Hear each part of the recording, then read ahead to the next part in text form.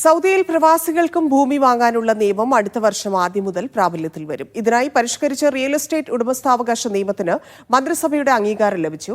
Riyadh, Jeddah തുടങ്ങിയ നഗരങ്ങളിലായിരിക്കും ഭൂമി വാങ്ങാൻ കഴിയുക.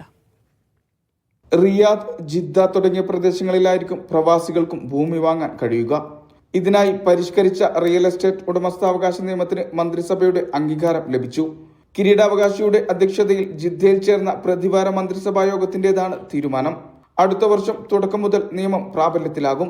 റിയൽ എസ്റ്റേറ്റ് മേഖല വികസിപ്പിക്കുക, നേരിട്ടുള്ള വിദേശ നിക്ഷേപം വർദ്ധിപ്പിക്കുക തുടങ്ങിയവയുടെ ഭാഗമായാണ് നിർണായക തീരുമാനം. മക്ക, മദീന തുടങ്ങിയ പ്രത്യേക പ്രദേശങ്ങളിൽ നിയമം ബാധകമാവില്ല. സ്വന്തമാക്കാൻ കഴിയുന്ന ഭൂമിയുടെ പരിധി ഇതുവരെ വെളിപ്പെടുത്തിയിട്ടില്ല.